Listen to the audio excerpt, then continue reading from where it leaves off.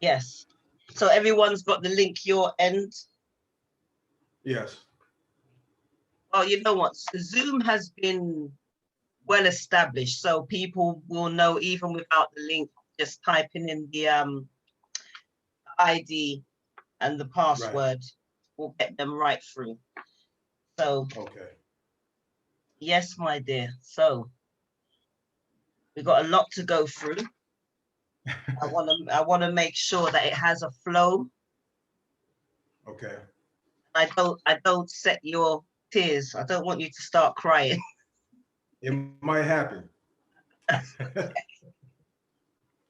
That's okay if it does. That's okay. So welcome everybody join in. If you don't want to be seen, please switch off your cameras because I will be recording. For those of you who are not familiar with Zoom, have a chat room. So any questions for Mr. Godfrey, please feel free to write them in the chat room. And during the course of the interview, I will ask the question. Or if you pick it up your end, Ron, feel free to ask the question. Okay. So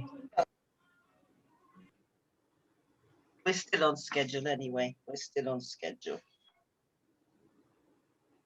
I would advise everybody to get their beverage ready, go use the bathroom, go and powder your nose, because you do not want to miss anything I have to say. My last interview I did, I think it was the one before. Yeah, I had feedback from the guest, and she said that, well, she told her guest how I went scuba diving in her book. And I must, yeah, that's a good thing. yeah. So I went deep, and I get great joy, like when I sit down to compile the contents. I get such a great joy of dissecting the book, you know, and bringing the whole book to life in my way. So I'm hoping everybody would appreciate the flow of tonight's interview, and which I'm sure they will. I'm very optimistic about that. Oh yeah.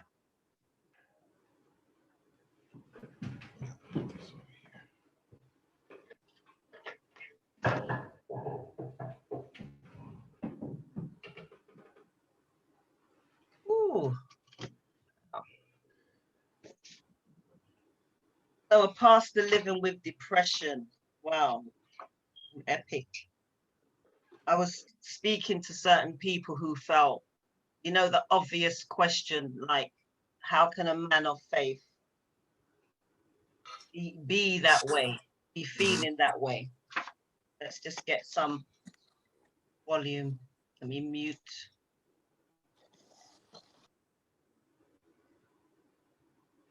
Okay. Welcome, King Joe. Is it Tresha Evans, Janet? Oh, Erica. Hi. And Singer. Are you London or across the pond? I'm in London. Oh, it's I know who that is. Welcome. Thank you for making it. Thank you for making it. Thank you for coming. They're coming. I'm gonna say a personal prayer while we wait. Clearance.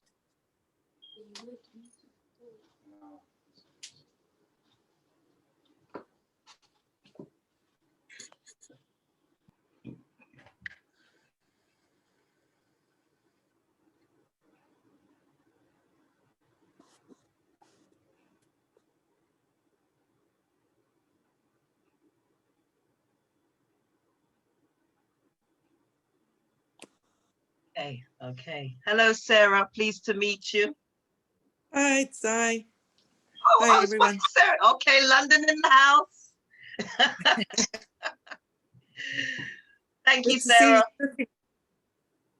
Sorry, my dear. I said, good to see you. You're looking very nice indeed. Thank you. You know, I had to. Oh, to you can't hear me. I can hear you now. Can hear you now.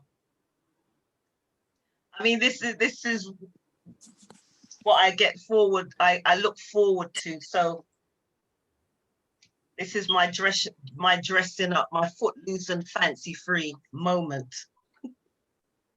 Gracious indeed. You look lovely. Indeed. Thank you. Thank you. So we're just waiting for the platform to warm up. It is 7:05 here in London town. The weather isn't, well, the snow's kind of cleared up my neck of the woods. It's wet, it's cold. I've had my heating on all day. So do forgive me, because this room gets the air gets a bit dry. So it kind of triggers off my cough. But for everyone who's joined us promptly, thank you very much. To my left, we have the awesome Mr. Ron Godfrey. Would you like to give the guest a wave, sir? Hello, everybody. Thank you for coming to the show. Yeah. Yeah, we are so humbled for the turnout.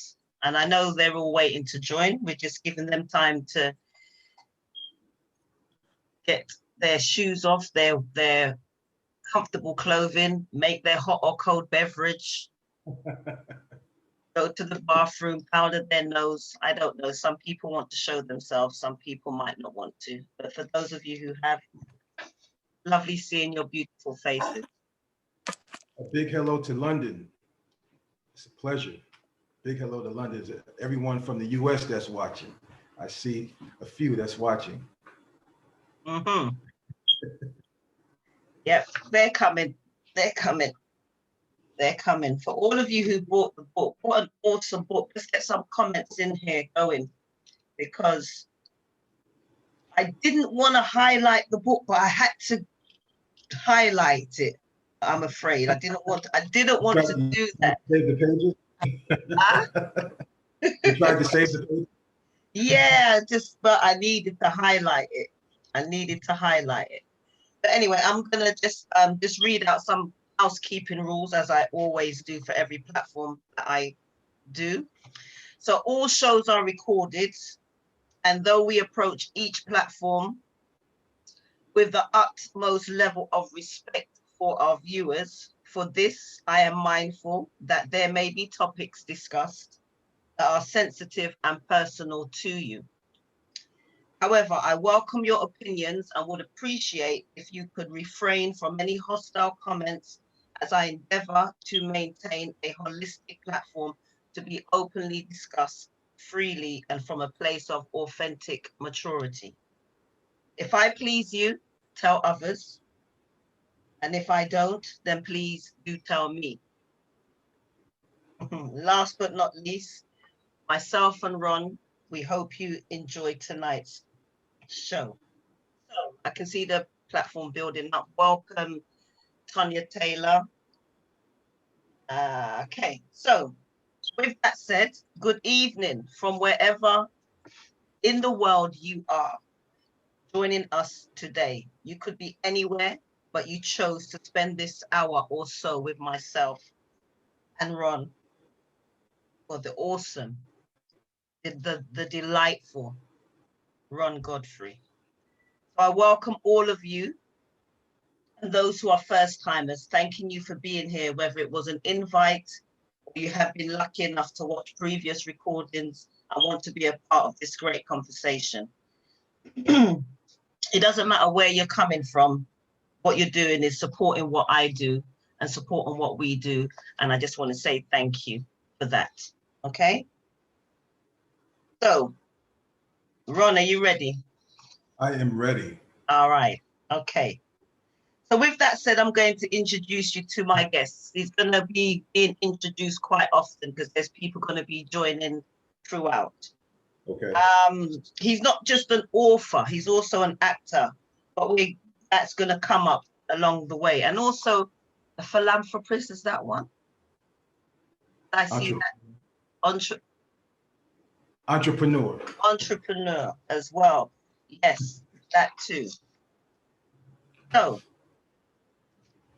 I need to get my book ready. And if you've got your book, it would be good to have it with you so you can go through the pages with me when I give you the cue. So, my dear Mr. Godfrey,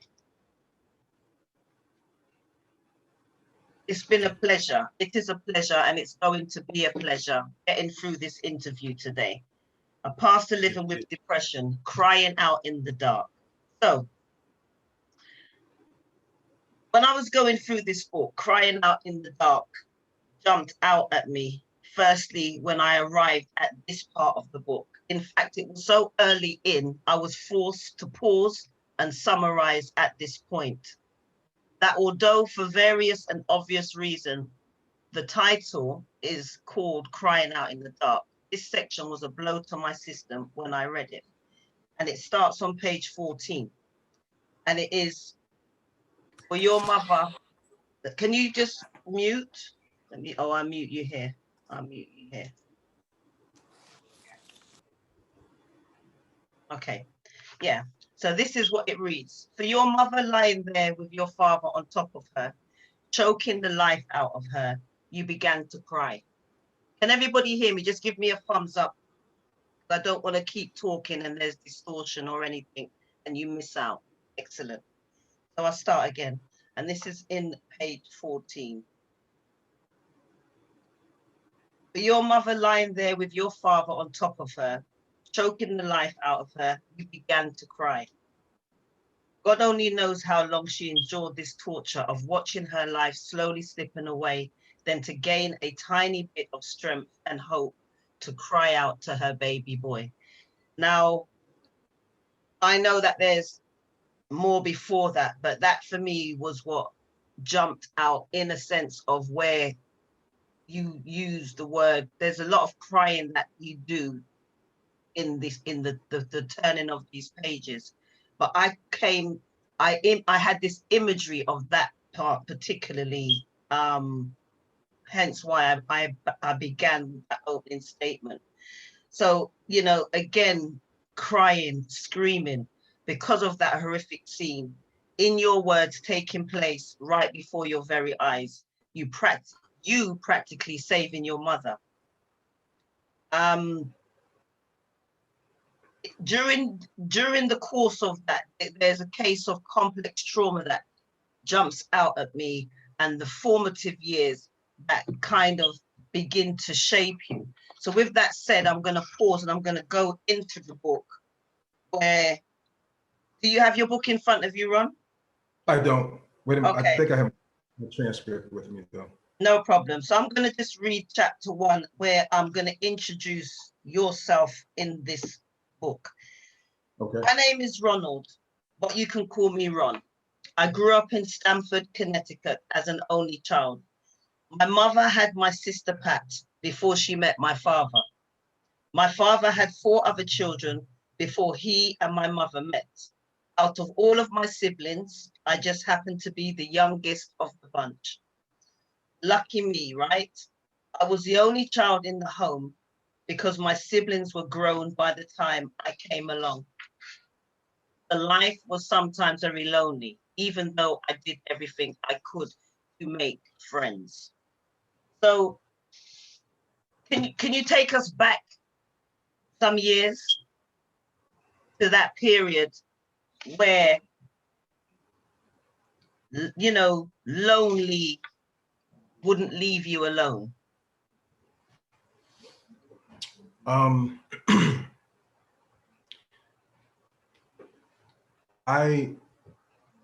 It was very lonely for me because as you read along further into the book, my routine was pretty much uniform.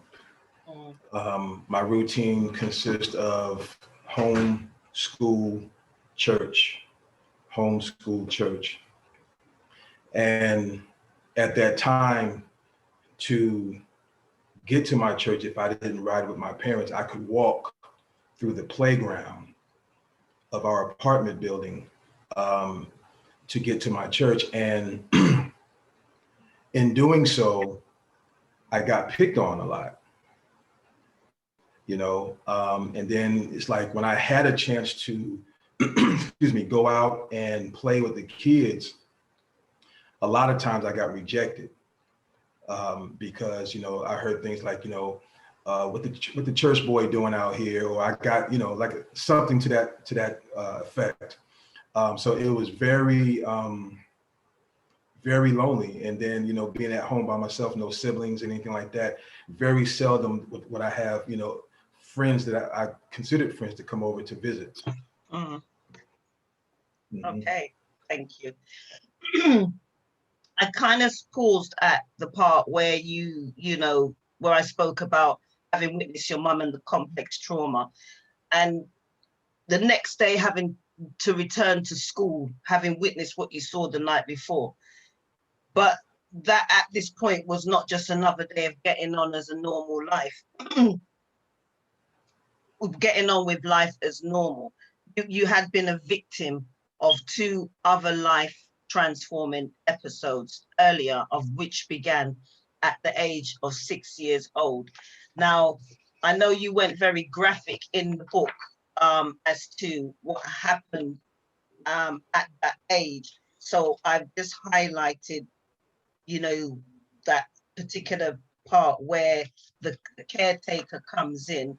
There was a time when you had babysitters. You know, one babysitter did probably the worst of all, which was the abuse that you suffered at the hands of both of these people that I guess your mother trusted to take care of you.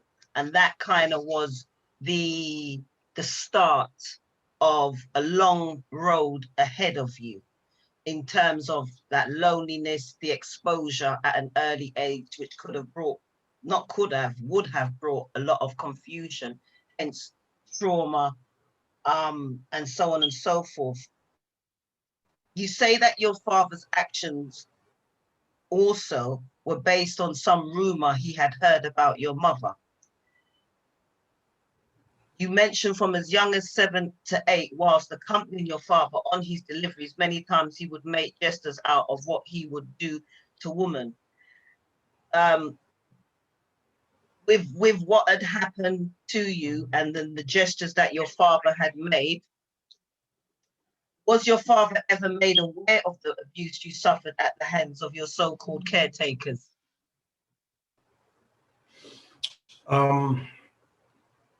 I don't remember my mother actually telling my father about it. I do remember when I finally told her, she did, you know, she handled it the best way she knew how at that time. You know, she went to the caretakers and you know, had a conversation and, you know, fired, you know, she fired, of course, because of the actions that had taken place. But I don't recall if in fact she actually informed my dad about it or not. Right, right. Yeah. Okay, thank you, thank you. Welcome to all the newcomers. If you have any questions, please do put them in the chat. And you're here today because you are supporting this amazing author, Ron Godfrey, whose book is Crying Out in the Dark. For some you've read, for some you haven't. And I hope this interview, for those who haven't read it, will highlight exactly what the contents are and the purpose of why this book has been written. So I'm moving into chapter 2, which is titled The Middle Ground. And so your mum, mum getting married to the very said youth pastor. Let me just go back because I've missed out a part here. You said that your father's actions were based on some rumor he had heard about your mother. Can you tell us what that rumor was? Yes, the rumor was that my mom and the youth pastor were seeing each other, which wasn't true. The youth pastor, of course, was he was the overseer of our youth department at our church, and my mother played a big role also in the youth department. So, which caused them to have to, you know, work together a lot, but it was always in the church, never outside of the church. Um, so therefore, there was one particular person that, you know, was known for, she was actually the one that actually started the rumor, and she put it into the ears of my dad. And, you know, because of things that he was doing, he, I guess the not the jealousy, but the guilt of even what he was doing, I guess, flared to, you know, to a point where he just boiled over and he did what he did. I can imagine. So mom getting married to the very said youth pastor that your father accused her of. How old were you by now, 1982? And you right here then, mom said she's getting married. You ask to who? So did you see the youth pastor and your mother's relationship blossom at any time? No, I didn't.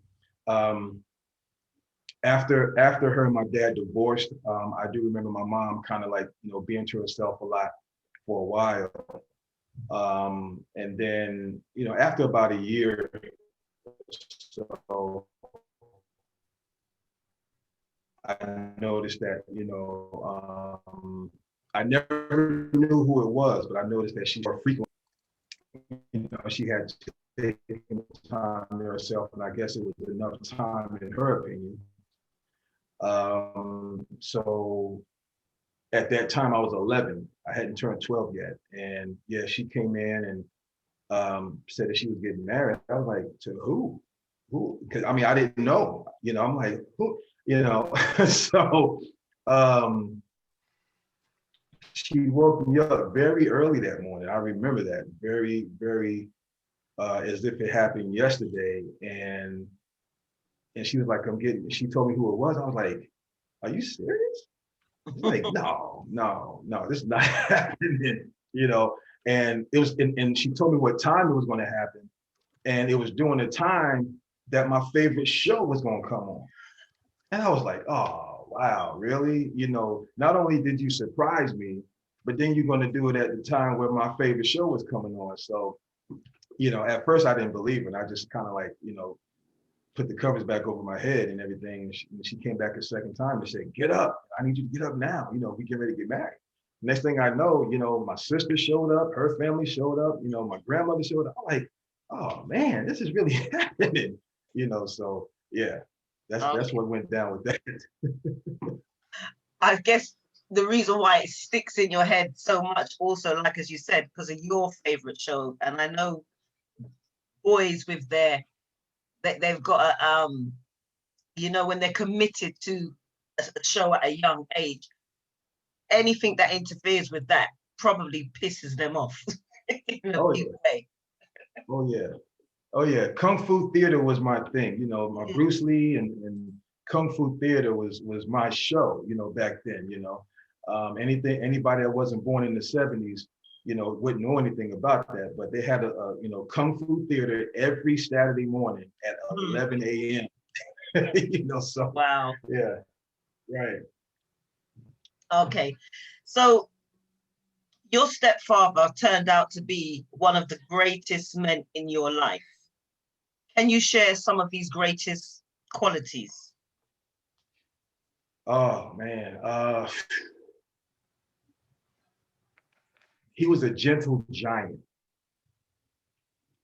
He was huge in stature, but he had the heart of gold.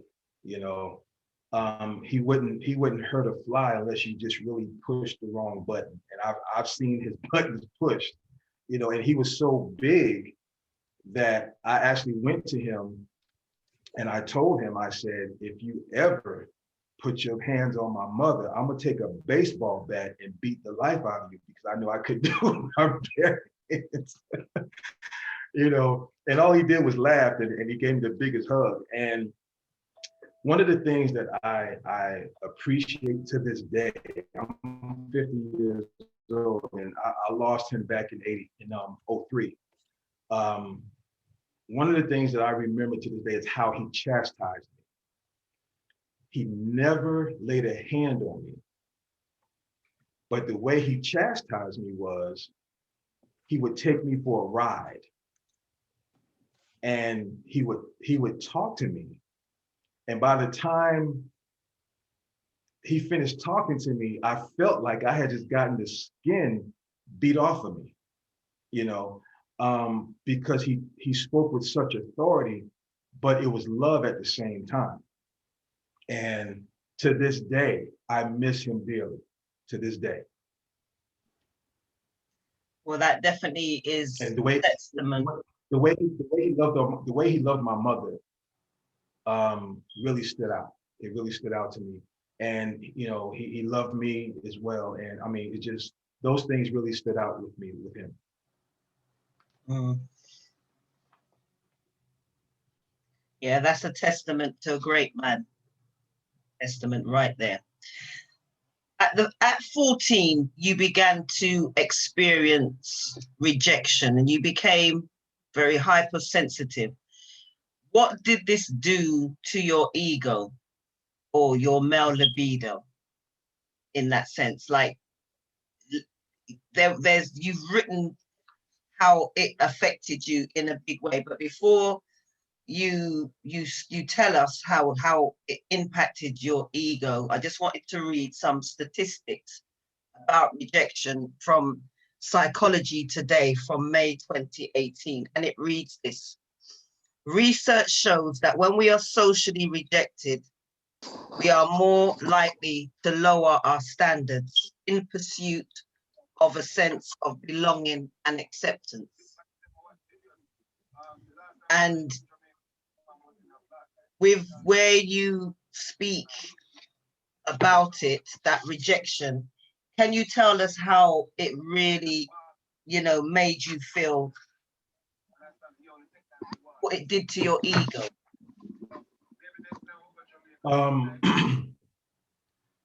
What it did to my ego, I began to second guess myself a lot, even at an early age. I began to ask myself, what's wrong with me? You know, why am I perceived to be different? You know, I remember being told that, you know, a girl, she didn't want to talk to me because I wore glasses. Mm. You know, different things of that nature. And so for a while, I wouldn't wear my glasses, and I needed them, you know, but because I had heard that, I tried to exist without my glasses, knowing that I couldn't. So I just, you know, I had to take that loss, and it went on for years like that. It really messed with my ego big time.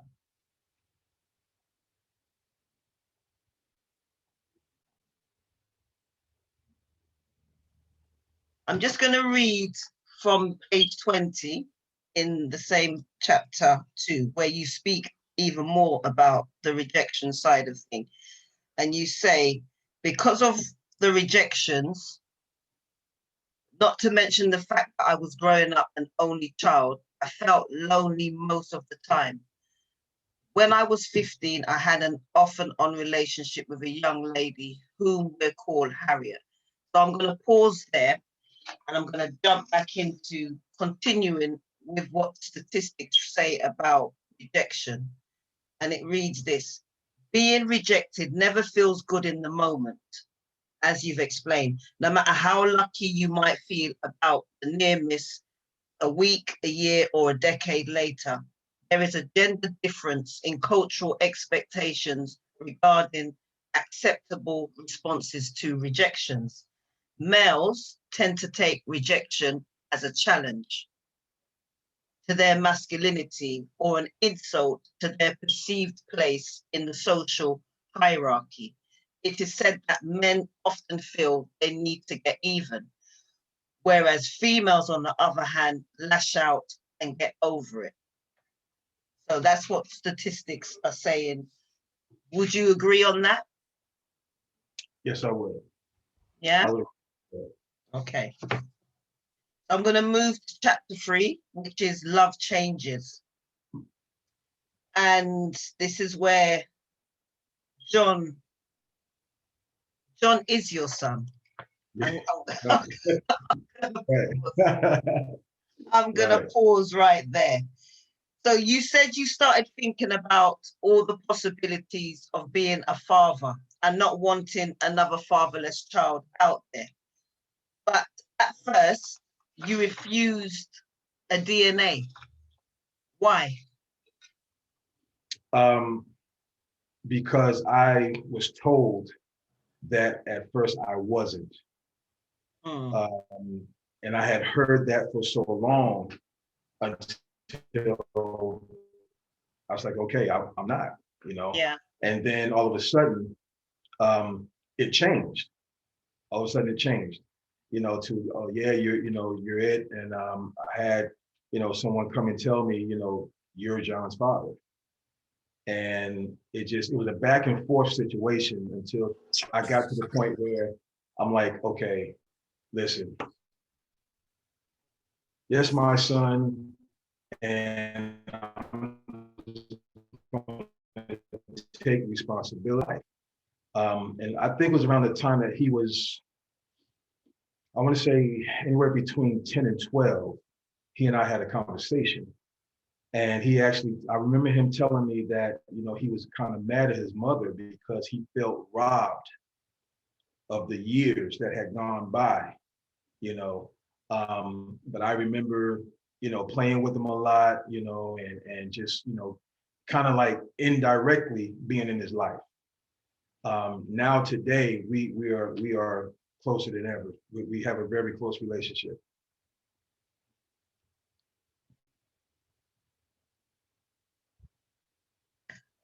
My thing keeps jumping on mute. That's good to hear, Ron. I like that. Kudos to you, sir. Thank you. Was your relationship to Anna secret? My relationship to who? With Anne. You say here, I read here, in chapter 3, I began seeing Harriet's aunt, whom we're calling Anne. Anne, okay. Yeah. But let me just read what I have here. You name this chapter 3, Love Changes, yeah? Coined by a relationship where you were Mr. Nice Guy, which may I add, I did personally find comical. Would you like to tell us about Karen? And I will say, being the root of all evil to your downfall of your perception of love. Karen.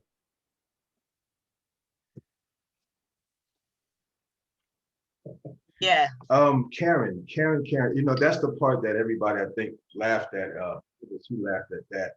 Karen was a young lady that I just had this awesome attraction to. Okay. Mm-hmm. And I didn't know that the feeling wasn't mutual until later on. So I'm like, okay, I want to really impress her, show her a good time. So I go and rent a limousine. I take a restaurant, and now mind you, now I'm young, but I know it. I feel like I know what to do, And so we, after dinner, we ride around in the limousine. We got the moonroof open, and it's nice out and everything. And on the way to take her home, mm-hmm. She says, I have to tell you something. I said, okay, I'm thinking she's going to tell me that, she loves me or something, And what she says next, it just floors me. She says, I'm not going to be able to see you again. I was like, what? Are you serious? Now, and then I'm sitting there like in awe. And then the next thing she says, you're too nice. I would run all over you. I was like, you wait until I take you out in this nice limousine to a nice restaurant. You wait until after all of that to tell me this. So I tell you what, since you think I am so nice, this is what we're going to do. Okay. So I asked the driver, we got about maybe 5 or 6 blocks away from her house. And I was still in awe. And I asked the driver to stop. So he stopped the car. I opened the door. I said, here you go. And she said, what are you doing? I said, I'm being nice. Take care of yourself. It was, I needed to hear you say that because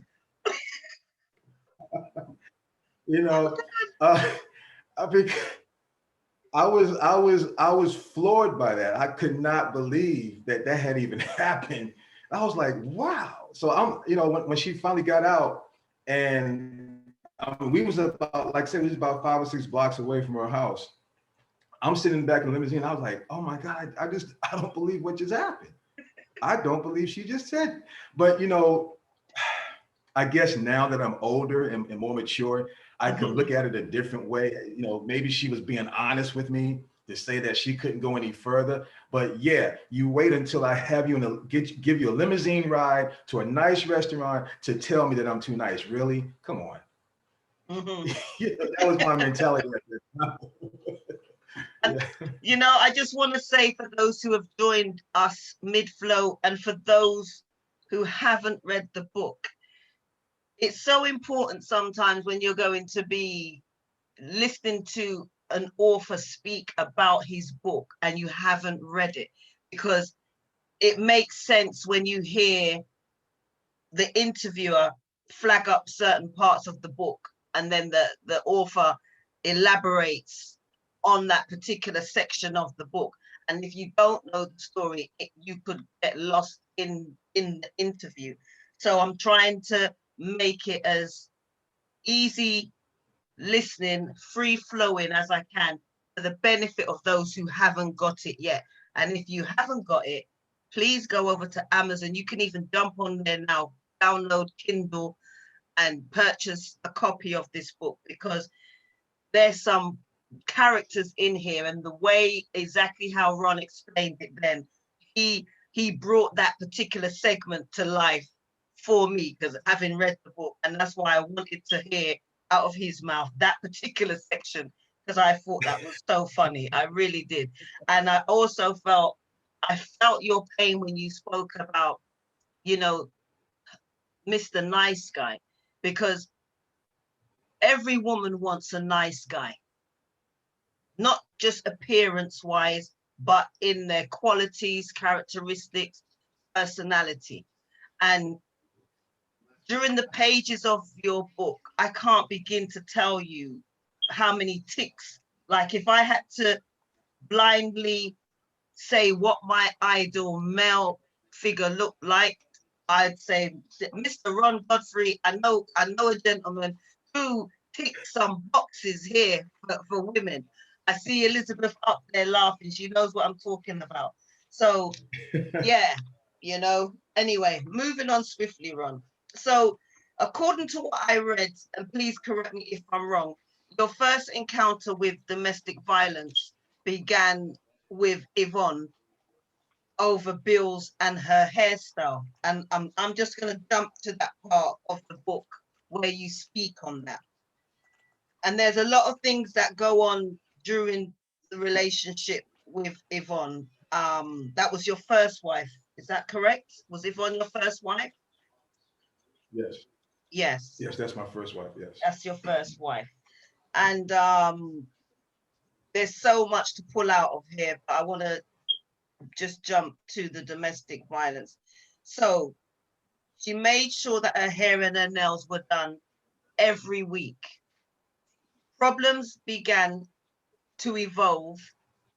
Am I coming across clear? Yes. Yeah, okay. She made sure that her hair and nails were done every week. Problems began to evolve at a rapid pace and soon reached a breaking point. One morning before going to work, Yvonne and I had a heated argument about the bills and the unfairness that was taking place. I remember telling her that she never had anything to help with the bills, but would always come home with a new hairstyle. I told her I was tired of it. After I made that statement, I reached up with both hands to mess up her hair. She then bent her head down towards my chest and bit me. As I was standing there in a bloody t-shirt, I picked up the phone and called the police. While waiting for them to arrive, I called my mother and told her what happened. Do you want to bring this chapter to life for me? Let me just pause. Yes.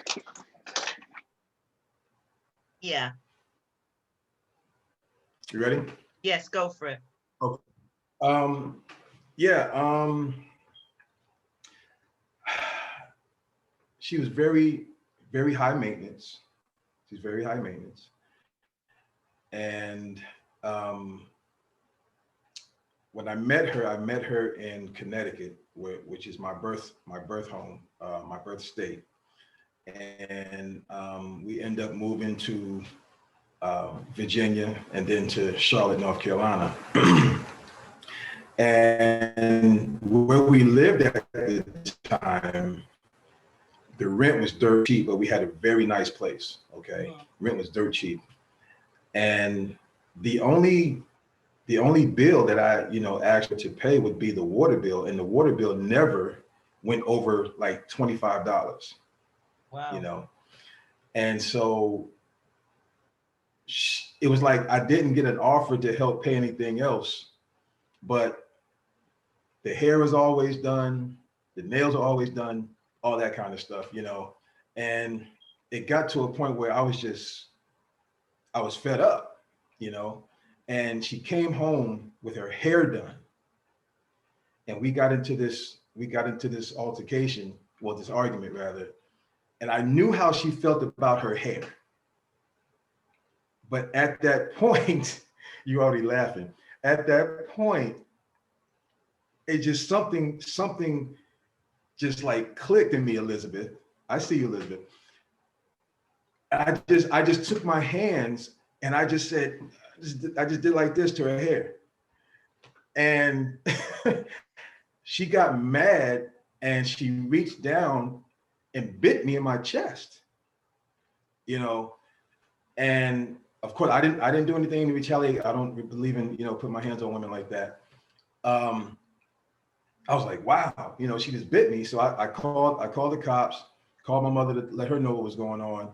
And what happened, my mother in turn called my sister. But by that time, the cops had gotten there. And when they saw my t-shirt bloody, they asked me, did I want to press charges? And I had never heard of that. I had never in my life heard of that. And I was like, press charges? And they's like, yeah, this is domestic violence towards a man.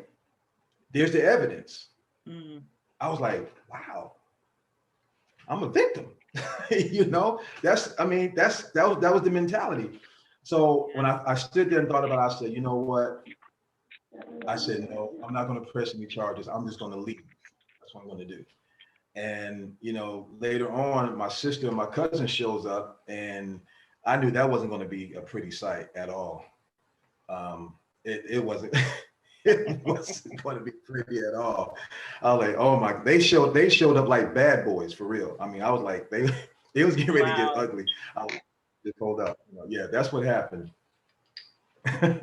Yeah, I saw quite a few laughing going back there, Sarah and Elizabeth. I'm sure there were other women behind the screens just imagining getting their hair done, because I know I would have flipped.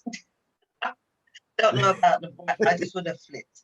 Anyway, thank you for that narration, Ron. So that was according to what you've written here, that was when I realized that women aren't the only victims of domestic violence. That day, I had become a victim.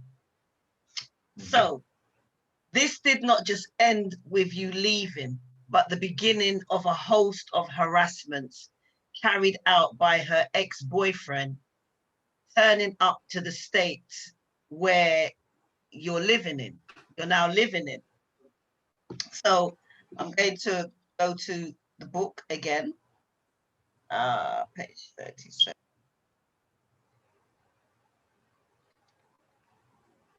So now there's a hit out on you, is that correct? So why fall? Yes. Yeah, you say here, why fall in love? You're just going to end up hurt and miserable.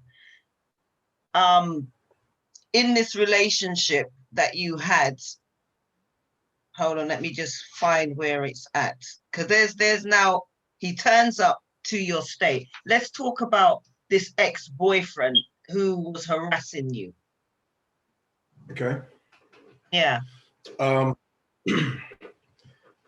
After that had taken place, I learned that this person was somebody that she actually at one time before meeting me had dealings with.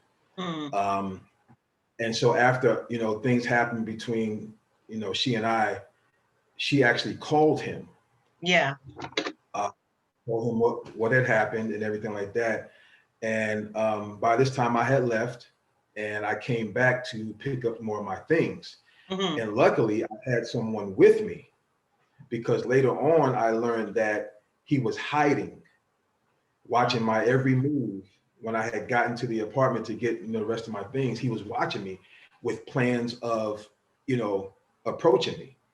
But when he saw that I wasn't alone, he didn't, pursue the approach. We were having our annual church event, and that's when I learned that he had put out a hit on me. And so I, alerted the church officials, and so I had to have security or someone walking with me everywhere I went. I even had to have an escort home, for my safety. But later on, as time went on, he came to me and he apologized. Wow. He apologized. I mean, it had gotten so bad that he would actually call the church and actually speak to me, and he would, threaten me and all that kind of stuff. But like I said, later on, we ended up seeing each other a few years later in Greensboro, North Carolina. Yeah. And he approached me and he apologized. And from that day on, we had become friends. Okay, that's good. Well, I say it's good, but you had to go through horrendous torture. I think you say like it went on for 4 months straight. It's constant harassment. I can't imagine how it uprooted your life. Sad to hear. So moving on swiftly, I know that you had a lot of experiences with Yvonne. And the experience with Yvonne started out being a great experience, despite it ending up the way it ended up. A heartbreaking nightmare, in your words, and your heart had been broken so many times in the past, and then to have it broken again by Yvonne, it made you believe that love meant absolutely nothing. And you write here, why fall in love when you're just going to end up hurt and miserable? Again, you spend many, many nights crying yourself to sleep because of the extreme hurt that you had experienced. You remember Yvonne once telling you that you wouldn't amount to anything. And, you begin to tell how deep she pierced you in your heart with that comment. Now, to me, Yvonne in this section just sounds like a narcissist. I don't know if you know what a narcissist is. I've heard different explanations.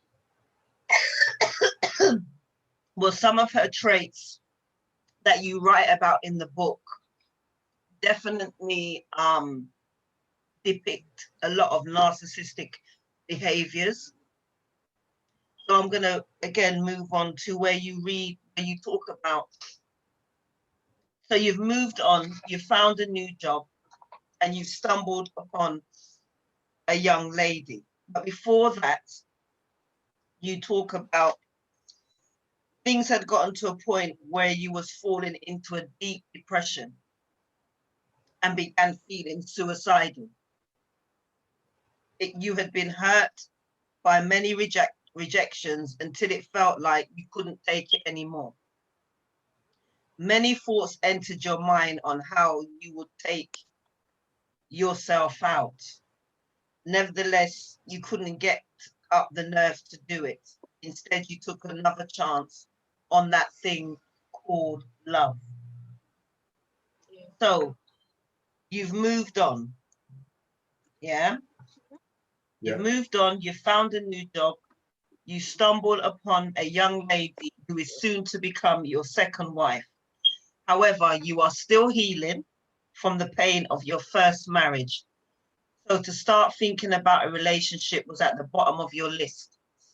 And be it as it was, no one understood you but you. You were still screaming out inside, but it wouldn't come out. It felt like being out in a field. Hence, and this is where we get the punchline, crying out in the dark.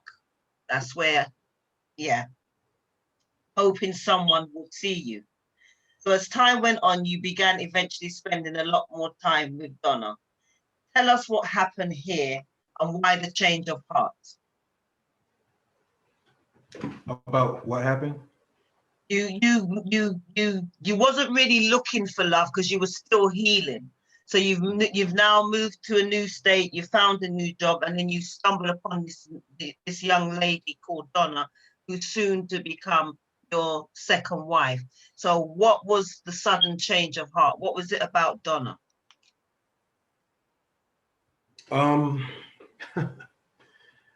Wow. I was searching. As it says, I was searching for love. At one point I wanted to give up. I just wanted to just throw my hands up and say, forget it. Maybe I'm just not worthy, or whatever the case is, because I seem to be running into brick walls everywhere I look, everywhere I turn. I was running into a brick wall. Yeah. Where at one point it would look like it's promising, and then all of a sudden it would just, like a ton of bricks. When I met Donna, we worked together. I met her at work. I never forget that we were on break. It was a telemarketing firm where we met, and we took a break, like a 15-minute break. And she smoked what they called the Virginia Slims. There was real slim cigarettes at that time. And I remember walking up to her and I said, you're too beautiful to be smoking. You're just too beautiful, to be doing that. I couldn't think of anything else to say because, so I said that. And she looked at me like I had lost my mind. But I remember she was assigned to me as a trainer. And so I was like, wow, she's beautiful and everything like that. But on the other side of me, I knew I wasn't ready, emotionally. And so after a while, I remember my sister having a conversation with her, and because my sister had told me about it. And my sister had mentioned to me that Donna had said to her that I'm going to have your brother one way or another. And after a while, I looked at that as a red flag. I was more of a goal rather than desired. I wasn't desired. I was more of a goal. You know, if you put it in the terms of I'm going to have them one way or another, that doesn't sound desirable. You know, it doesn't sound desirable. You know, it sounds like you have a goal in mind. You know, I'm going to, put in my grind until I, reach that goal. So things progressed, and my son, Ron Jr., came along. And so I decided to ask her to marry me. And we got married. I want to say 97, 98, somewhere along that line. And things was going okay. You know, they were going okay, but I still had a lot of my past haunting me. I said a lot of my past haunting me. So yeah, I'll let you ask your next question. Well, when I got to that part with your sister, as you said, you mentioned it was a goal rather than a desire. I just saw it an immediate red flag.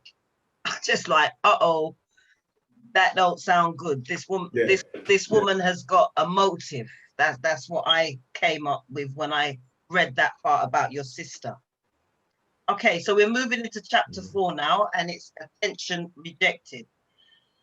So depression seemed to be running within the walls of this marriage again, like it never went anywhere.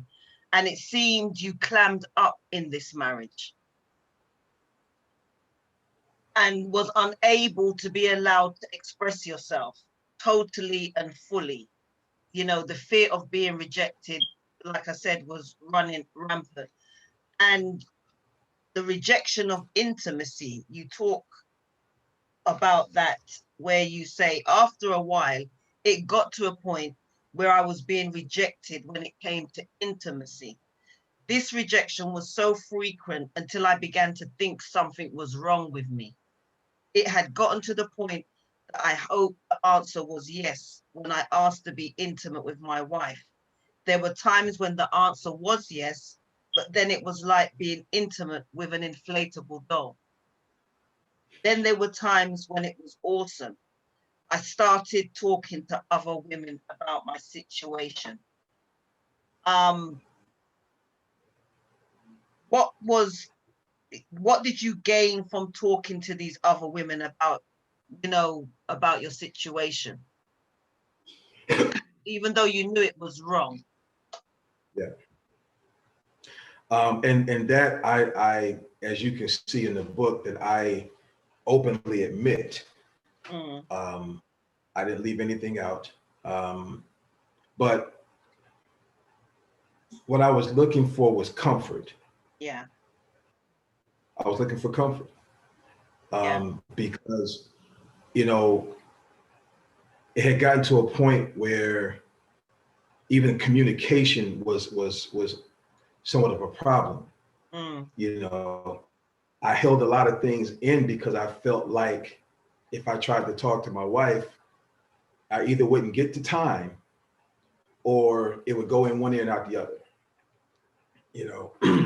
And there were some times when, there were things thrown back in my face that she knew was like a sore thumb with me, a sore area,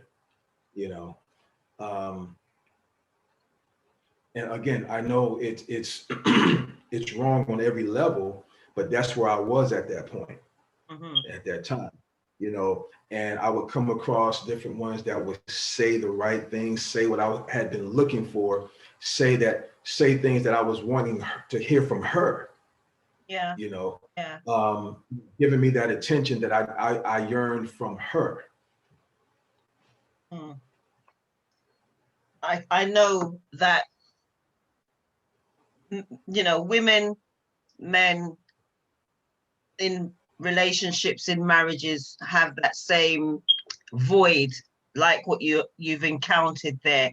And it's the most depleting of feelings when you're almost like invisible. in in a relation. You just do not exist. You could be there and just unnoticed, and that rejection is so painful.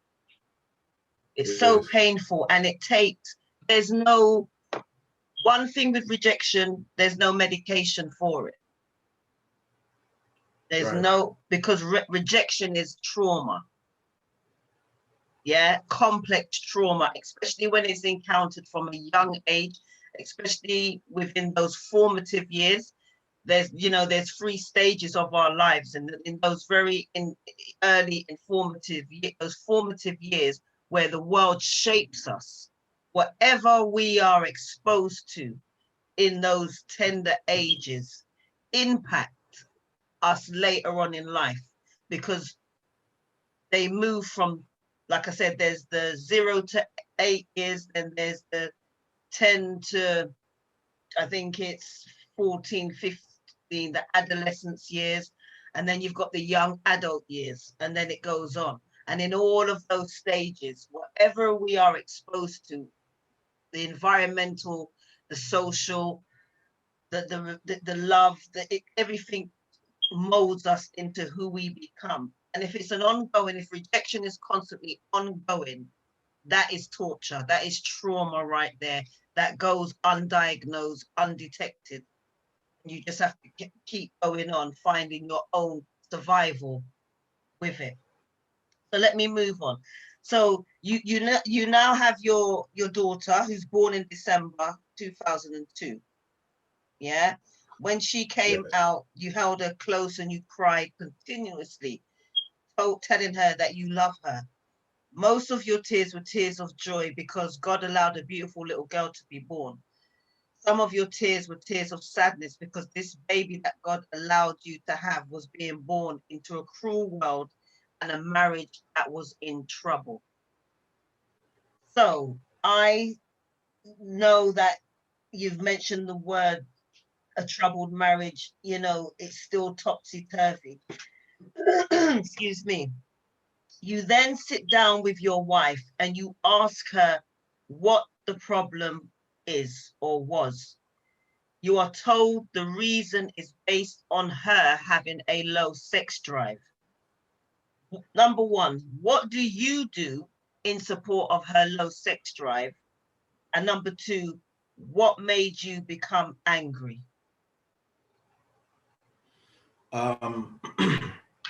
Well, to try to support her, I went and I did some research, and I found that there were different vitamins that could, you know, help boost it, you know. So I did that. Yeah. I bought, you know, all kind of vitamins and different things of that nature. But she was somewhat the type of person that she would take a vitamin maybe once or twice, and if it didn't work right away, then she would stop. And I would constantly tell her, you have to give it time to get into your system. Yeah. In order to see any type of results, you know. But most of the time, I mean, I spent a lot of money going to buy different, you know, multivitamins, you know, vitamins to boost the female libido, all that kind of stuff. I mean, I became GNC's friend. You know, I was in the GNC all the time trying to find, you know, something, but it just, you know, it didn't work. What made you become angry? Once again, it would make me angry when she would look for the vitamins to work right away. And she just stopped. She just like gave up. And so that infuriated me, you know, as to, you know, why would you stop before you give it time to, you know, before you actually see the results, you know? So that's what really kind of like got me there.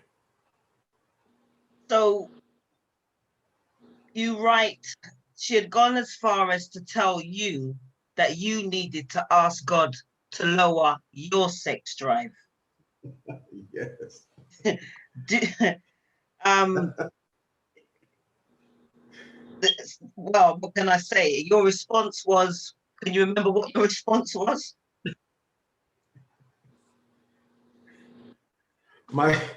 When she asked me to lower mine, ask God to lower mine, I said, well, the same way that I can ask God to lower mine, maybe you can ask him to heighten yours. You know, why should I ask God to lower mine? You know, I couldn't understand that. Like, what's wrong with you? Really? Oh, Lord, I tell you.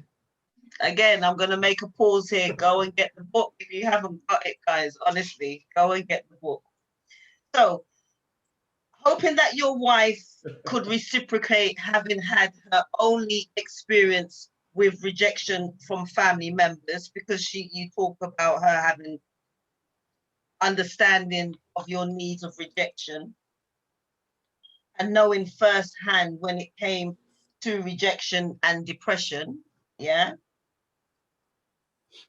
Could she have taken out her frustration with the rejection of her father on you? That's a possibility. You know, I never thought of it like that. I do know that her relationship with her father was not a close relationship, and to this day, it still isn't a close relationship. I at one time was able to get her to at least talk to him. Yeah. You know, I was able to do that, but to answer your question, I never thought of it like that. And that could be a possibility. I'm not sure. Okay. Mhm. No problem. So we're still in chapter 4, and I am going to jump to this last paragraph, which reads, because you did quite a few things yourself. You even cut your hair and other things as well to try and gain some attention from her. You wore different types of underwear. You felt like if you did something different, then maybe it would change the way you saw her. You would see a change in her. Well, that didn't work either. There was a rack that had silk boxer shorts. You guys went shopping one day to a clothing store. There was a rack that had silk boxer shorts.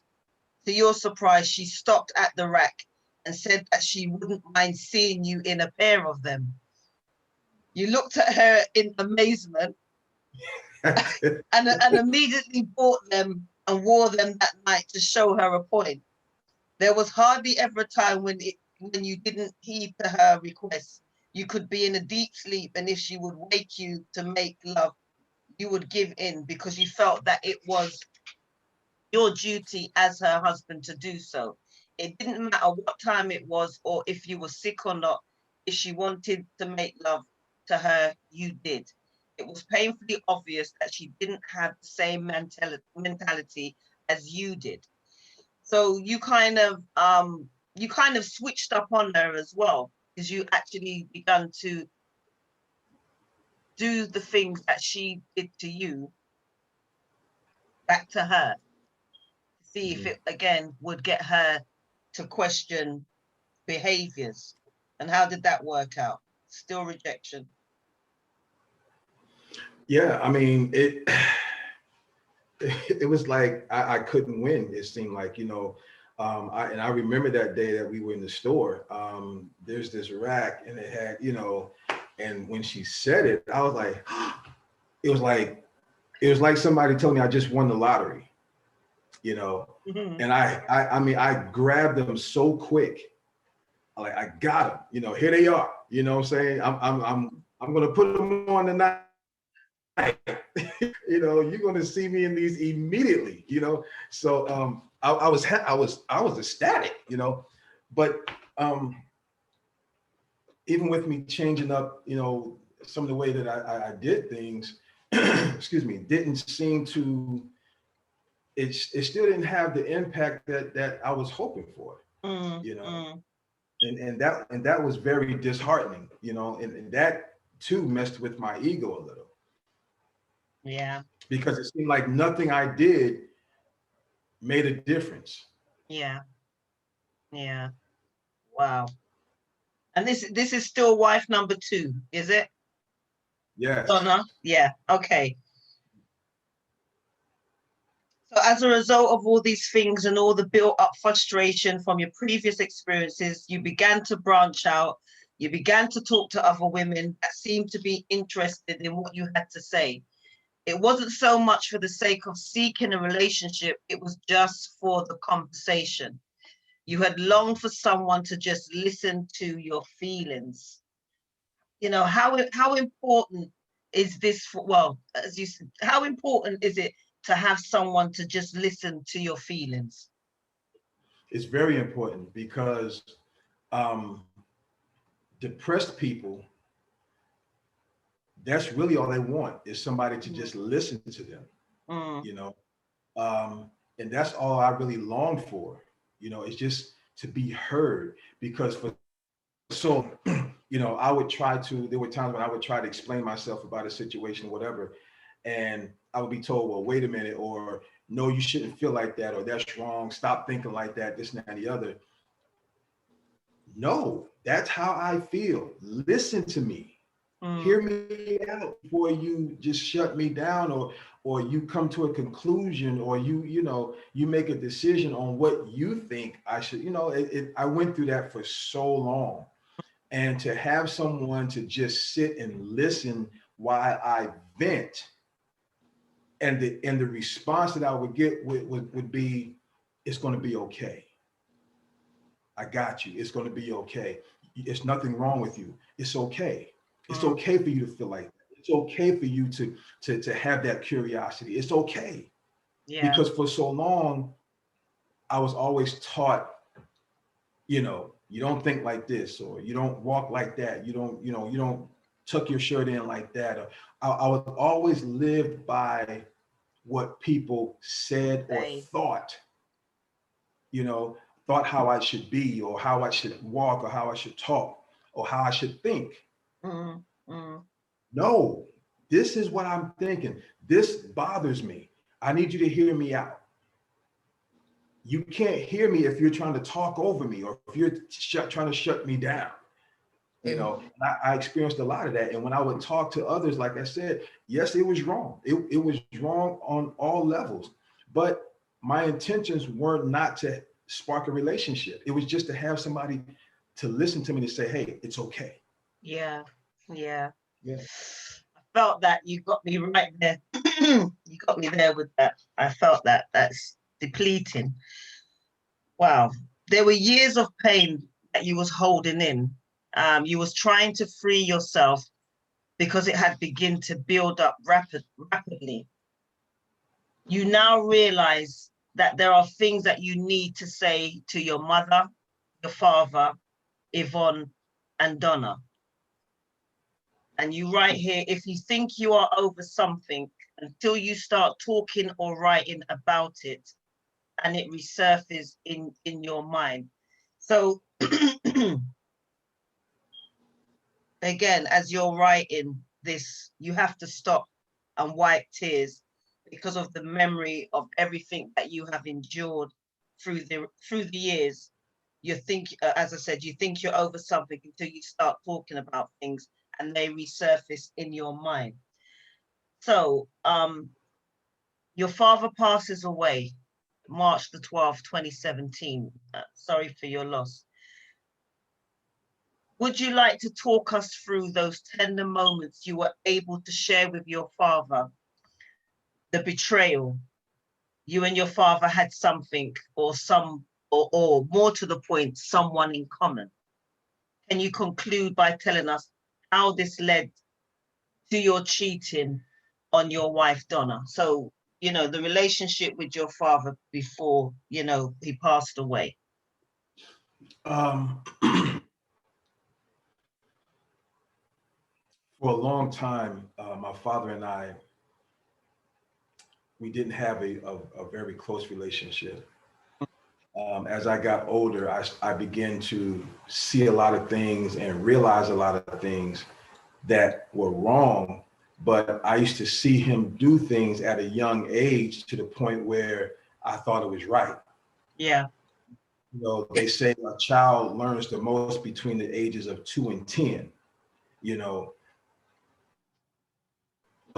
And you're talking from the time that I was maybe 5 up until the age of 10 or 11, that I would see him do things, or I would hear him make different gestures at women, make different comments, you know, as to, you know, I'll put it like this, inappropriate comments. Very inappropriate to say around your child. And watching this for years, it led to a lot of things that I'm not proud of. It led to me watching a lot of pornography. And I mentioned that in the book as well. It led to the cheating. Am I proud of it? No. Can I change it? No. Wish I could. Have I learned from it? Yes. Yeah. I miss my dad. I miss my dad very much. But I wish I could turn the clock back and redo some of those things. And, you know, because a lot of things that I've done then, I would not have done. You know, unfortunately, I can't, you know, do that. But that's what I would say led to a lot of those things. Is the things that, you know, the actions that I saw and the words that I heard coming more or less from him. Can I ask you, Ron, and thank you for sharing that heartfelt testament of your love for your father. Can you just tell us about the betrayal side that you got to find out in the contents? I believe, was it a box, something that he'd left behind for you? Did you hear me? Repeat that question. Repeat that. Yeah. Can you just share with us, in your words, there's when it came to your relationship with your father, there was note of betrayal. You said betrayal? Yeah. With him. One particular incident where I found out that he had an interest in the same young lady that I had an interest in. And he knew it. He knew I had an interest in her. I found letters that were written back and forth, you know, or actually that were written from her to him. And I was actually, you know, mad at both of them, but I was more so mad at him because that's my father. Yeah. And you knew that I like this young lady, so why would you, you know, even attempt to pursue? You know, you're old enough to be her dad, just like you were my dad. Because she and I were in the same, you know, age range, you know. So it was later on in life that I actually approached him about that. I didn't let him know about that immediately because it would not have been pretty at all, you know. So I waited till later on in life to, you know, to tell him about it. Okay. All right. Yeah. I'll leave that there, and I will move on, Grace, hopefully. And I thank you for sharing that, because I can see that it raised emotions that still seem to be very delicate and sensitive whilst even saying it to me. So, and I appreciate that. And can I just say, which I should have said earlier on, if there's any question that I raise, you're entitled to pass on it. Yeah? Okay. I should have said that from the beginning, and I deeply apologize. Well, you're fine. Okay, thank you. So you recognize here that there were things that happened early in your life that had a knock-on effect, hence what you said, the trauma, the undiagnosed, the untreated, the formative years that you've mentioned. There's also, in the very same chapter, you speak about, you know, which led to your cheating on Donna. You've admitted that you was wrong and everything else. I'm going to jump to chapter 5. Well, I want to ask you the $1 million question that has not been asked. Yeah. Okay. Which is, what happened to cause all of this, or what didn't happen to cause all of this? Now, all of this, for the readers, for the benefit of the guest, is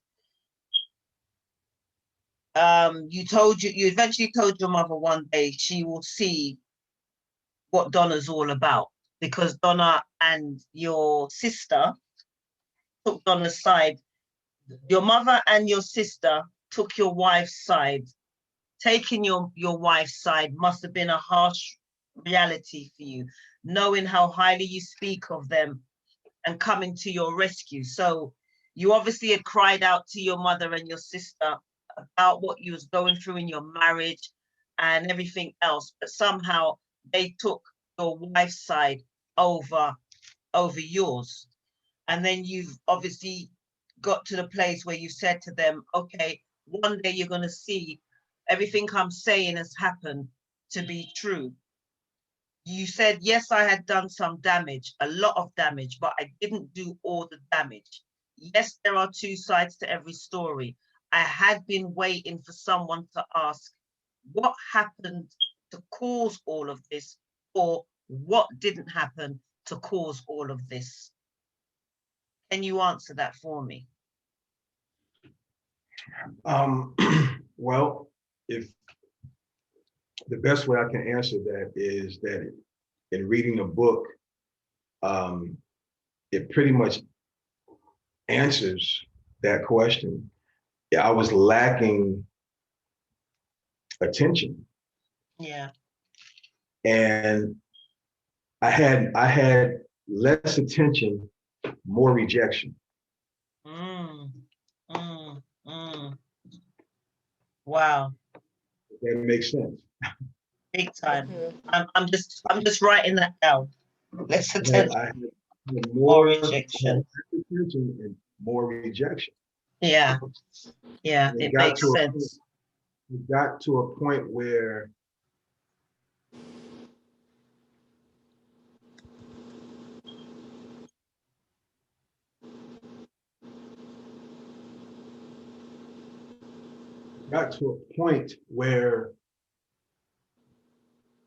I felt like I didn't know who I was.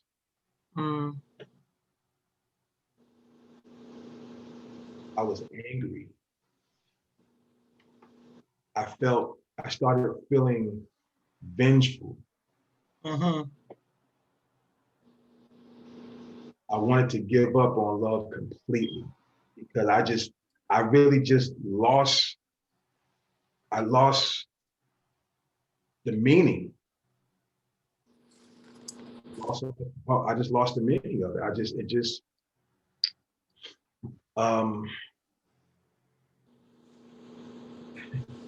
It just got really hard.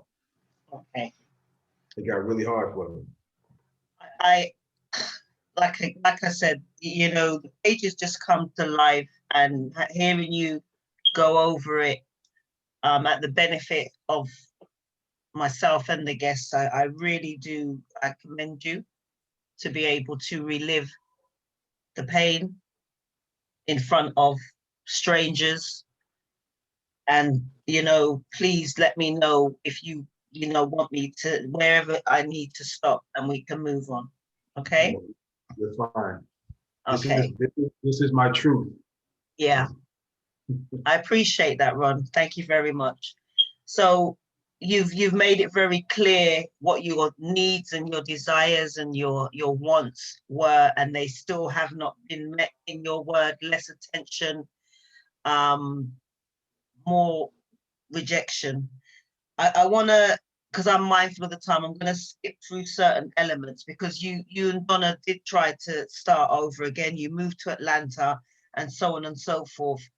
And there were accusations that came from an affair that you was having with a transport lady. And I want to now move on to where you've now moved from Atlanta, and now you move to Alabama and you become a pastor. You mentioned of living in some sort of fear, again, mostly fear of rejection. Now, in Alabama, you meet, I call her the lovely Shiloh, because I just love how you've written about this woman. She's pregnant. She's on her 6th child. You know, she seems to be the woman who enables you to be able to be Ron. Is that correct in saying so? However, you know, you speak to Shiloh, and I'm going to take it from out of the book. Even though you've met this woman, the fact that she was beautiful and nice didn't really matter at the time. Moving forward, you speak about you were still in very dark places, and you were still begging for intimacy and attention, and you know, your self-worth was almost non-existent, which you said. And then you move on where you say there was something I did for anyone who decided to join your congregation. Little did they know, or did she know, when you made that call, you were standing at some railroad tracks in a black suit, waiting for the next train to come so you could lay across the tracks to end it all. Now, to get to that point, I can't, that point, that crisis point is that's exactly what you said, to end it all. You felt that the only way to get people's attention was to do something stupid, and then people would react. Yeah? Yeah. At the same time, your heart was filled with hurt and malice and anger and more darkness. Therefore, it was if you was acting out, because crying out just didn't seem to work. It was almost as if the only way I could get your attention was to do, which I just said, something stupid, and then people would react. So I want us to talk about the part, you know, being a pastor, and how that caused conflict in your, well, there was someone who wasn't really happy about you being a pastor. At first, it caused conflict in your home. You could feel that there were members of the congregation that weren't happy about it, and you know, but the main pastor saw in you potential. But before you answer that question,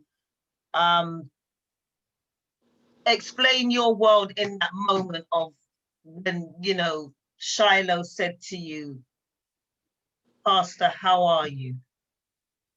Because there is some good. I just want these viewers to know there is hope. There is a woman here. That's, that's really good for Ron. Yeah. And her name is Shiloh, and she comes into this chapter, and I like, you know, with what Ron writes about, he's getting his groove on. He's set free, if you like. He's sampling life at a tender age, and he actually, and you know, this becomes his third wife to be. you guys get married on your 46th birthday, is that correct? You get married on your 46th birthday. I call her Queen Shiloh. Correct me if I'm wrong. You need to find out about her when you read the book. Anyway, many times you still felt like you are battling with expressing what you think or feel. However, it eventually comes out. You use this chapter to speak on the many ways the love language can be communicated. Do you want to share some of this love language in your relationship that you had with Miss Shiloh? I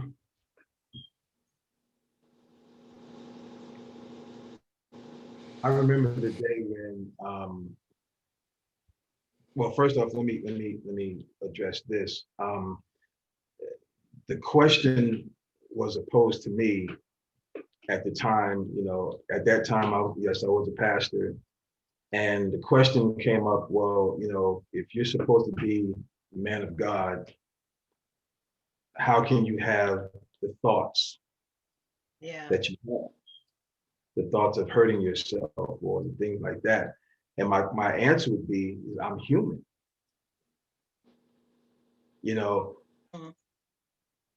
I pose the question in my book when I say, when a pastor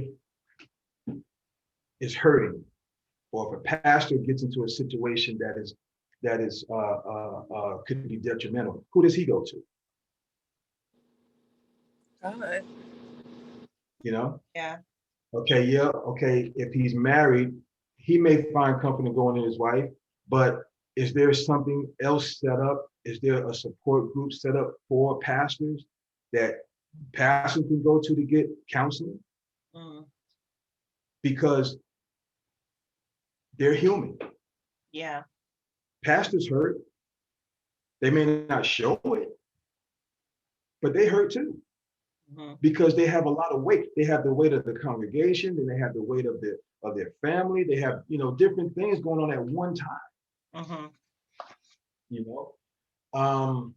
And in my case, I had the congregation, my marriage still just couldn't get together. And so I'm like, I'm done. I can't do it.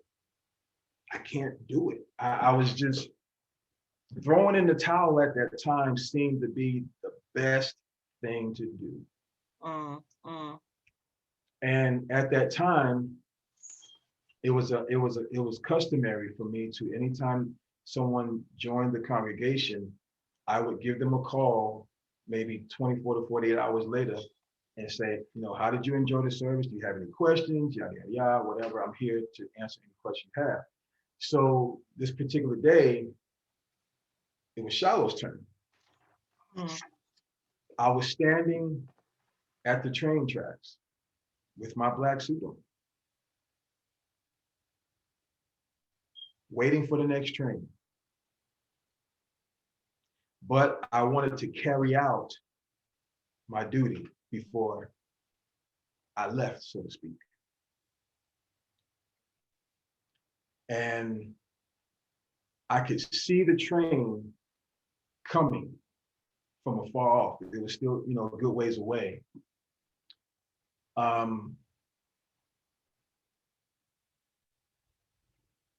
After I finished saying what I had to say, all she said to me was, "How are you doing?" And when she said that, tears just flowed, because it had been a long time since I've heard somebody actually ask me how I was doing, how I felt, what was going on with me. And I remember just crying. And all she said was, "It's okay. It's okay." And from that, I left the train tracks. From that point, I felt like I had no intentions, none whatsoever, of forming any type of relationship other than pastor member. But at that moment, I felt like, wow, there's somebody that really is really concerned about me, concerned about what I'm feeling. I couldn't believe it. And it goes from there. And it says all it takes is that one move from God, and that move was that angel in that woman. And hallelujah to her. I know that to arrive at that point and at that place, you know, it's a joy to know that you're here today. You're here today. I guess you have your moments, but life is on the up. Life is on the up. You've come from a place where you've grown. You've gotten into your acting career, hence you've been in 2 of Tyler Perry's movies, Love Thy Neighbor, and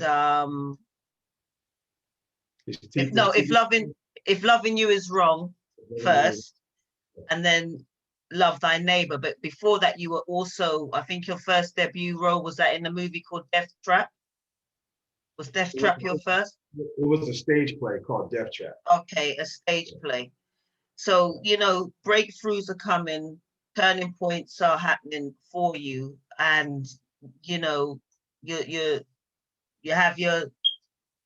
still having bouts of rejection and depression and so on and so forth. How do you know, when you spoke about Shiloh coming to you and saying that one thing, and then you also mentioned in your book, which when I was advertising it, I put that person at the Golden Gate Bridge, that the importance of how having if someone had just said to him that day,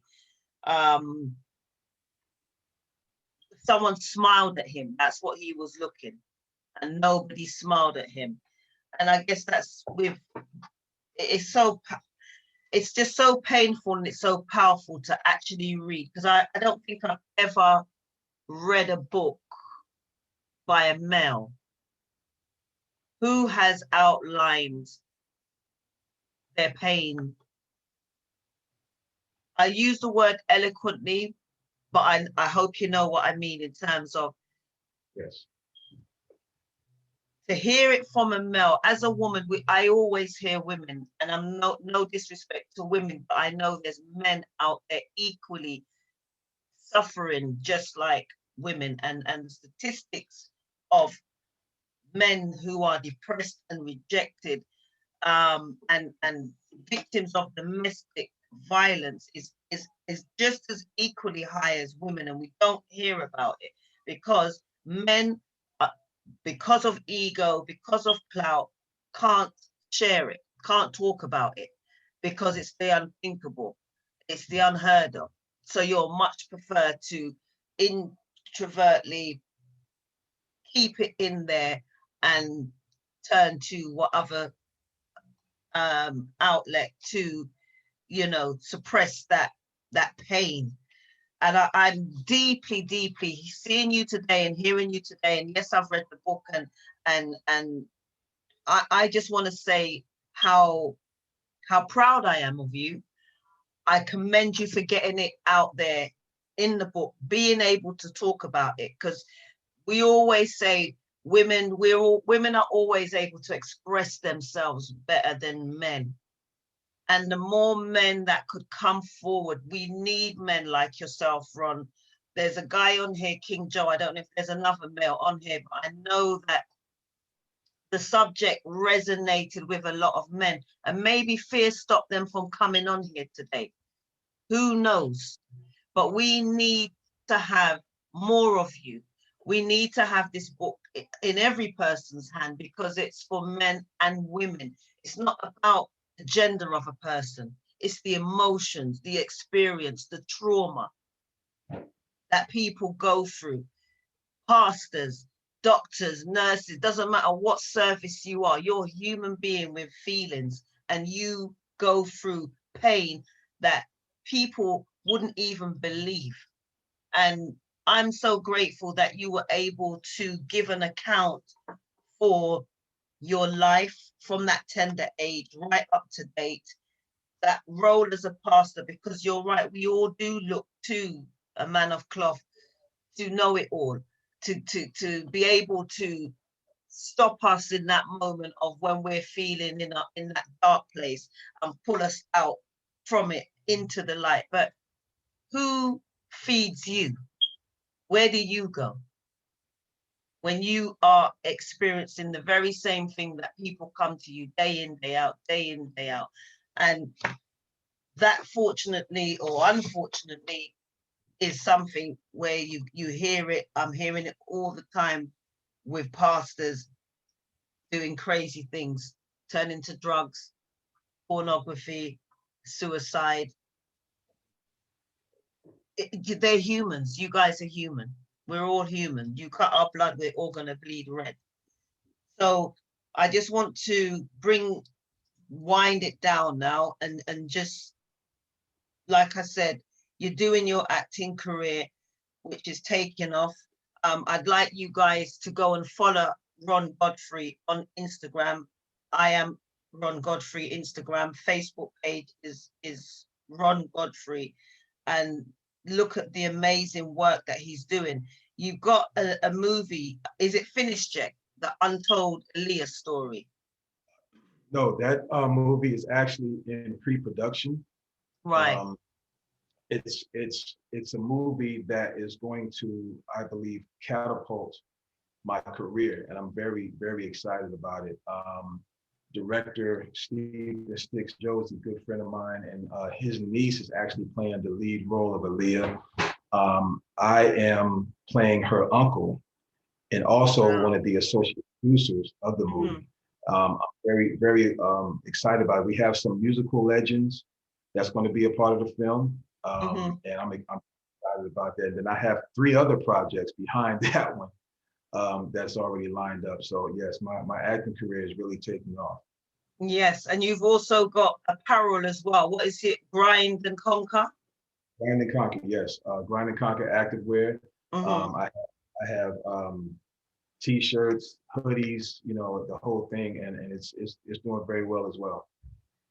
Okay, so Ron, I know that you're a man of scriptures, and there was so much more that I had to say, but I'm being mindful of the time. And I like that. I like that. Yeah, you can put one in the post. There is a scripture that you've quoted here. I think it's a Proverbs one, where it talks about understanding and lean not on. Oh, where is it? Proverbs 3:5.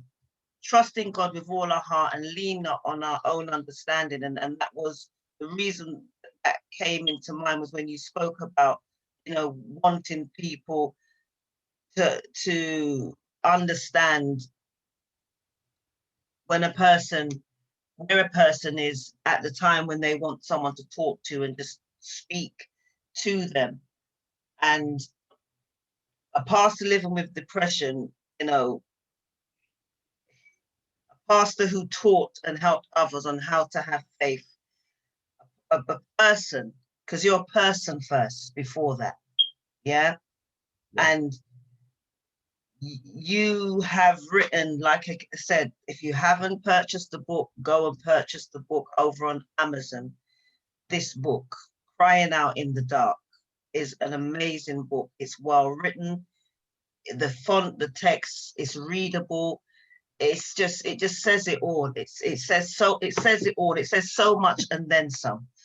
And I just want to say, Ron, if there's a message that you had to give to the world, and this Sole2Soul Project platform was the only way you had to share that message, what would that message be? First of all, I would say that there is life beyond depression.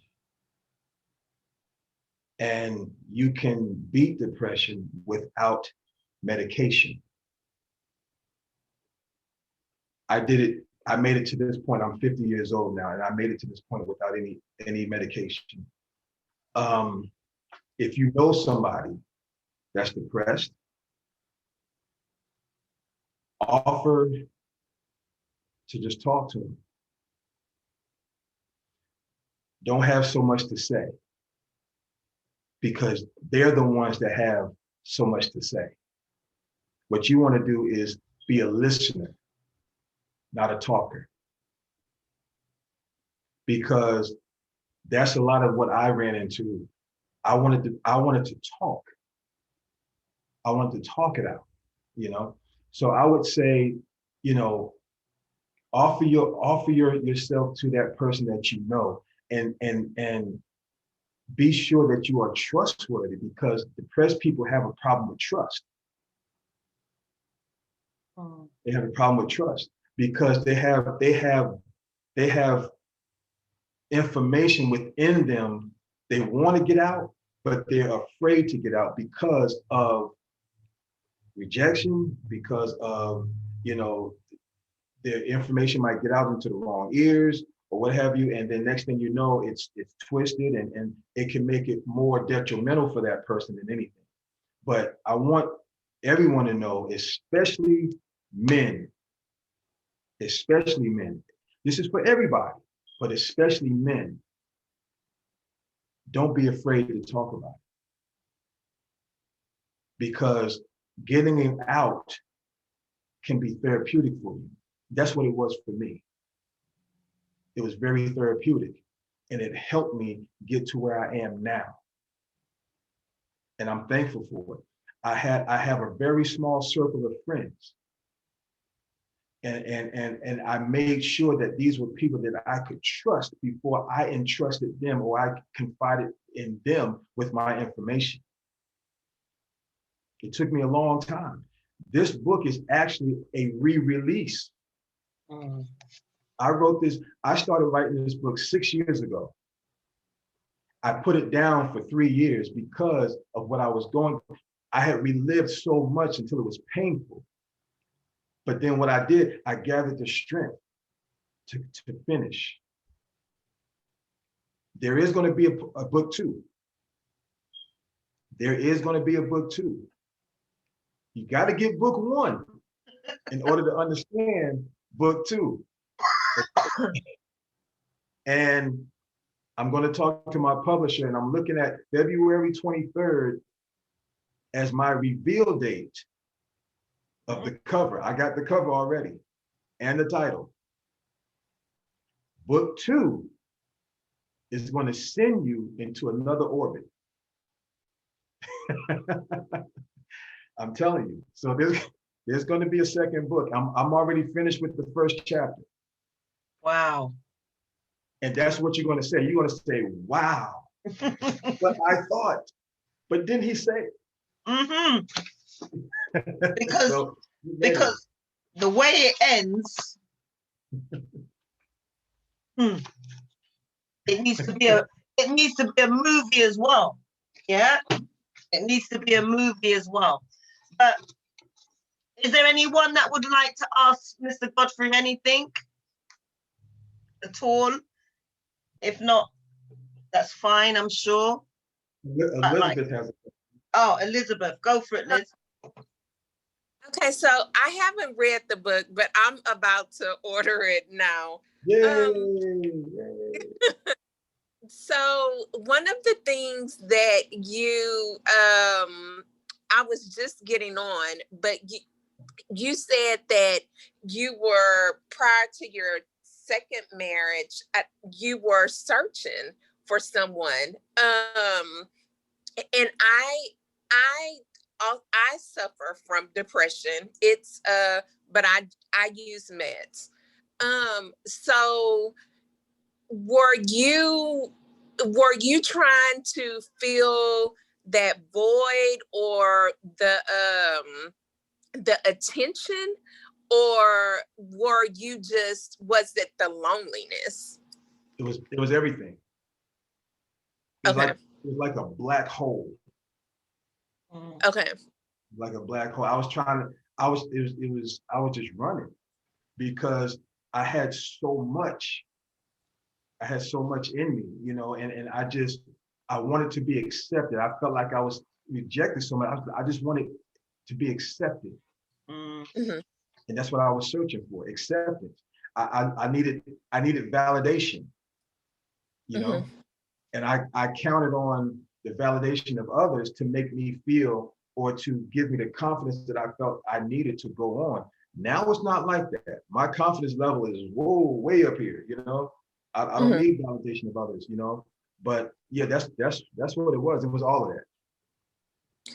I appreciate your transparency, because females, like Miss Diana said, like, we hear it all day, every day, but men don't share that they feel the same way and that it resonates with us. So thank you. I really appreciate your story. Thank you so much, and I hope you enjoy the book. I know you will, and I love you for that. I really do. And just follow me on Instagram. I am Ron Godfrey on Instagram, or find me on Facebook, Ron Godfrey. And if you have any questions, even after you get the book, you can hit me up personally, and just hit me in my inbox or whatever, and I will definitely respond. Okay. Yeah, Thank thank you. you, Liz. Thank you. Anybody else? Yes, Stephanie. Ron. Well, he's the youngest child. His siblings are a lot older than he was when he arrived. He was the last child. I Yeah. was number 6. Number what? I was number 6. Okay. Anybody else, King Joe? Yeah, Joe. hi. Nice to meet you. Nice to meet you. I like the story. I like your life is a little bit similar as mine, Okay. and I'll buy the book anyway. I'm the second person I'm going to buy the book. But I have especially 2 questions. Like, how do you feel about being abused and the violence, like the violence? What those things cause you? Like I don't know how to. I think I understand your question. You talking about my abuse that I suffered as a young child with the babysitters? Yeah, and the violence, like what those things cause in your feelings? Man, that's a good question. It had a great impact on my life, big time. It spilled well over into my adult life, and it took a lot of talking. It took a lot of talking it out, and me writing my book actually helped me. When that happened to me in that early age, let's just be real for a second. I was introduced to sex at a very early age, where I shouldn't have been. I was still learning ABCs and 1, 2, 3s and all that kind of stuff. But here I am, getting into a whole nother world. You know what I mean? It scared me because I didn't understand what was going on, but that led to a lot of my imperfections, should I say, that I endured. With the biting of my chest and everything like that, and just it left me in awe, but I survived it. You know what I mean? Even though we go through certain things, it's how we react to it. It's how we manage it that will determine the outcome. And I've like I said, I've survived it. So that's the best way I can answer that question. Okay, thanks. Yes, sir. Thank you. There's a direct message in here. It says, thank you for your interview. Insightful and informative. It's good to hear about depression from a male perspective. Yes. Yeah, it's very important. Thank you, iPhone, for that. It really is. And in these unprecedented times where the world is definitely gearing individuals to have to deal with their mental health issues upon all the other stuff that hasn't been dealt with from way back in their past. Right. I can't even, I perish the thought as to the weight that is sitting upon them mentally, emotionally, physics, you know, spiritually. You can't even go to church really. So therefore, what are you going to do in terms of where we had the church building and so on and so forth? And with that said, I do a Bible study platform on a Saturday. So please do join me. If you follow me on Instagram and Facebook, you'll see the information that gets put out. And also, Mr. Ron, we've spoken about this. Well, I've kind of prepped you, but you will be coming to teach on the platform as well. Okay. Yes, yes, yes, yes. Yes. But with that said, I love my women, but I know we always have our sister circle, our go-to. But what you said that was very key is about the listening, and before, you know, the entrusting and trusting in the role reverse of it all. And I will endeavor to really, really, really branch out more in terms of getting into the hearts of males, into our brothers. I need to reel them back in. I need, you know, I've got sons myself, and it was only 2 days ago that my son rang me feeling very anxious, you know, and he lives quite a distance from me. Where he is, he's very far. I can't drive 10 minutes. And not that he hasn't been able to overcome it, because he talks, but it's those critical crisis point moments where men don't talk. I'm thankful that he does, but I know there's men that don't. There's young boys that don't. And that is where this book, oh God, Ron, I just thank you so much. I thank you so much. And everyone that's come on today, who's purchased it, who's about to, you really have no idea how therapeutic this book is. I really wish I could have done a whole narration of it for you, but then that would be robbing you of something that could be healing for you independently. So I'm not selling it. I don't get a penny from this. I want to see my people live out their life, live out their purpose. Do you understand me? I had no idea what I was getting into when I got the book or anything, but I know that this was a divine appointment, because I'm going to speak to Ron at a later date about how this interview nearly had been stopped. Yeah, that's something I haven't shared with you. But Thank you. When you submit and you surrender, and it's so important that you have that relationship with God personally, you act on obedience, and the Holy Spirit. I have a spirit of discernment, and I know why now that the enemy was trying to block this from happening. Do you understand what I'm saying to you? It's very deep what I'm saying here, but you'll get it, yeah? If you know if you know the dimension I'm coming from. I'm talking kingdom language here. The enemy tried to stop this this encounter. And I know why. I know why. But I know what direction I'm leaning on, who I'm serving. Yeah. And I just want to say, Ron Godfrey, Mr. Ron Godfrey, crying out in the dark is the one. Is your mum upstairs? Can she come to the platform? Can we just say thank you to her one more time? Give me one second. I want to say thank you to Stephanie. Stephanie just ordered the book. Thank you, Stephanie, if you're still on. And, you know, just to point on what you just said right quick, I was prophesied to November of 2019. And this gentleman said that I had something in me that the devil did not want to come out. Like I said, this book is actually,